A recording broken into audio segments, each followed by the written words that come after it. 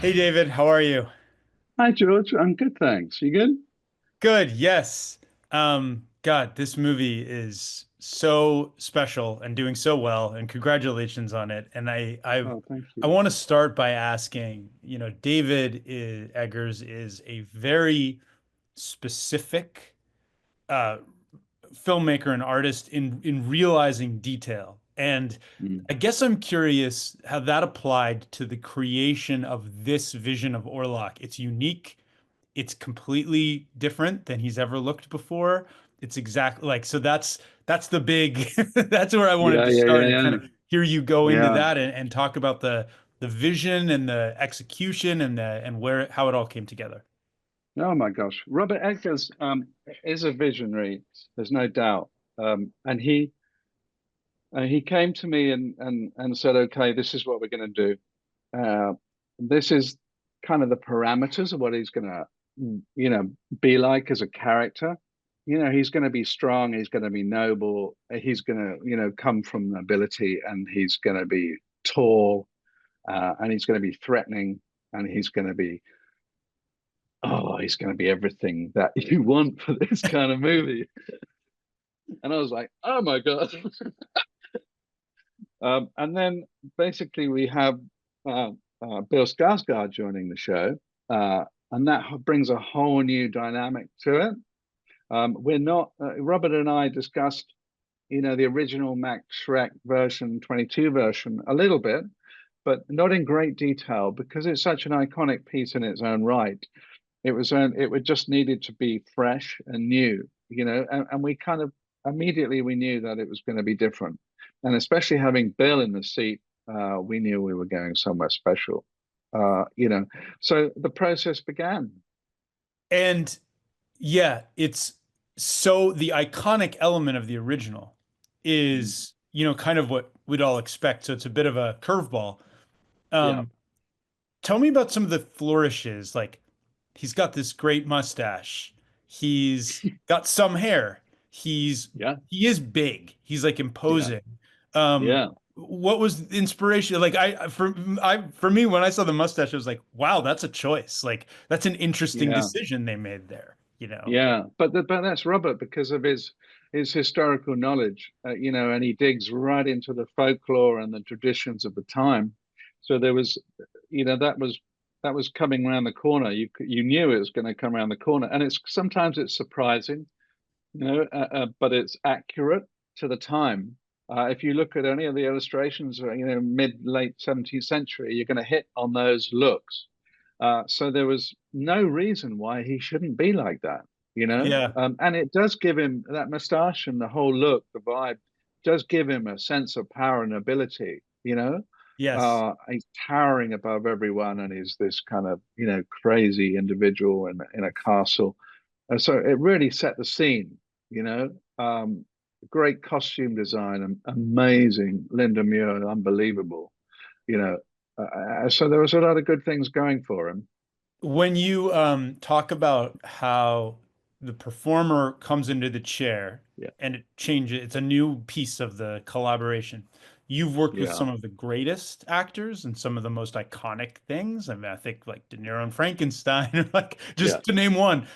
Are there any instances that kind of stick out in your memory that are like that was particularly challenging or strange or different or like that just like in your career? And I know this is a big question, but it's interesting to Yeah, hear. We never get to hear about what it's like to collaborate with the actor in the chair, yeah. like you said.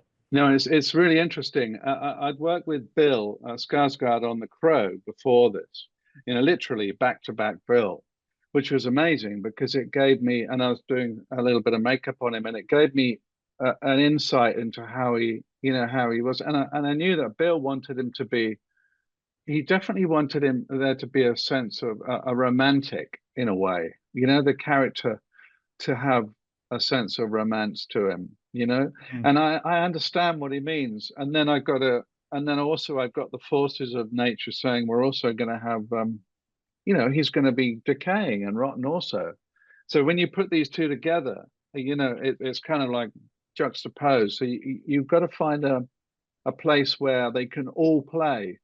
on one character in one place. It's quite interesting, but Bill's very sensitive and smart, so it was very interesting. And but because his experience in prosthetics, it was also terrific having him, help you, because he gave you confidence, and it gave me confidence to be able to put as much material on him as I needed to without him feeling like, oh, I'm lost under all this, because I know what he can do.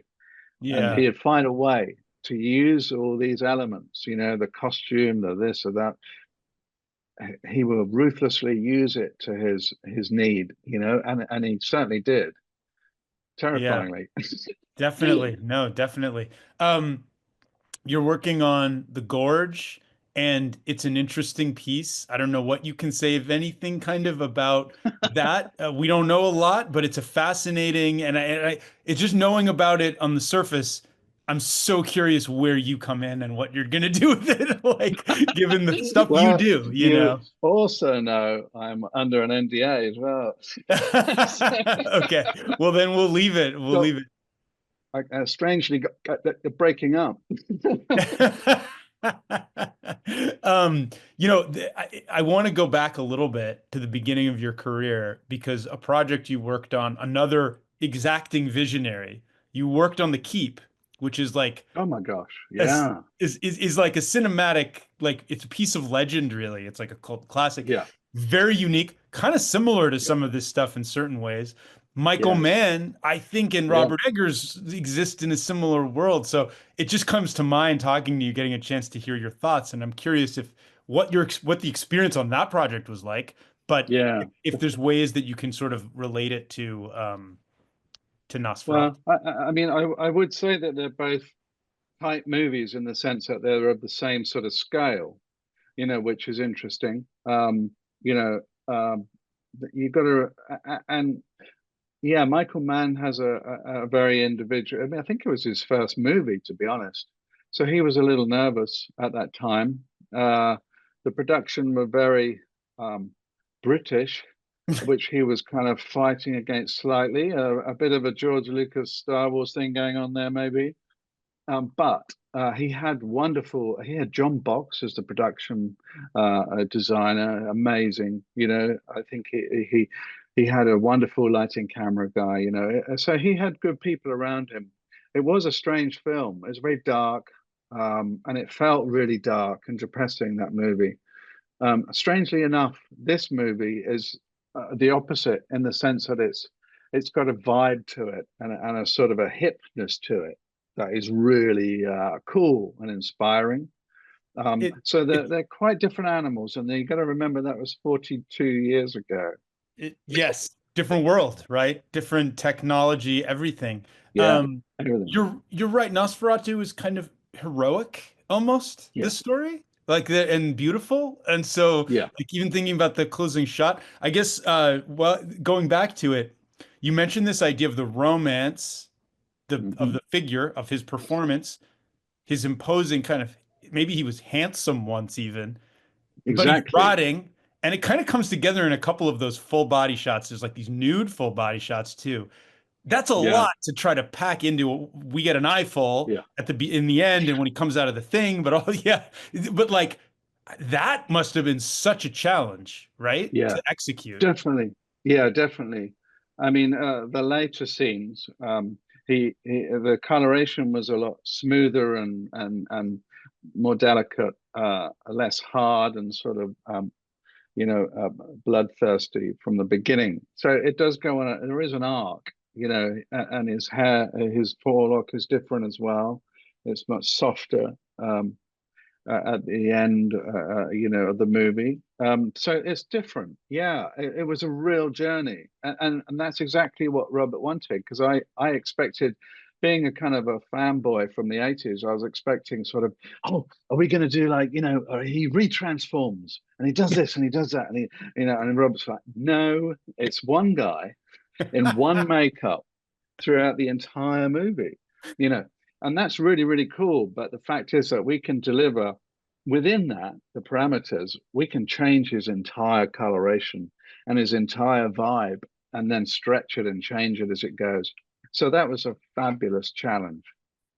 It's it's it's a really interesting point because it's the way Robert Eggers grounds everything, Yeah, everything. And yeah. as It's so fantastical as helpful. it gets, it feels like you're watching a piece of history.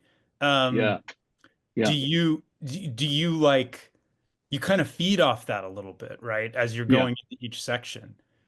Totally, totally. It's infectious, you know, as in as as the movie itself.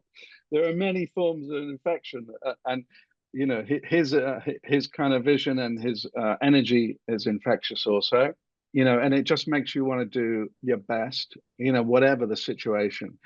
You know, he's got quite a spell on people in that way, and it's fabulous. Yeah, you're all living in that world, kind of, Yeah, I assume. yeah, When you absolutely. you talk about you're working with the performer in the chair, and Bill is an example of somebody who will use everything you give them.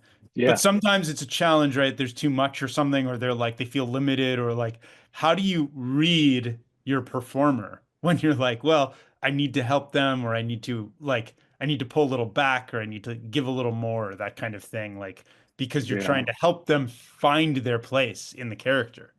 Yeah, I know it's an interesting one. I mean, there's only so much we can do before because once the pieces are signed off, once the prosthetic elements are signed off, and Robert's happy with what he sees and Bill's comfortable, that's all you can do is support them from then on. You know, and that may be just through the paint system and the way that works. It may be just being close to them now and then and just kind of letting them know you're there. But generally speaking, you know, it's like pushing a bike and that kid goes off running, cycling on a bike. There's nothing you can do to stop them. They're flying. You know what I mean? Yeah. Literally flying. And that's a Yes. wonderful thing to see. Yes. Well, I have to wrap, but that's a great way to end because it worked. He rode the bike. So congratulations and thank you for taking the time. Thank you, George. Great work.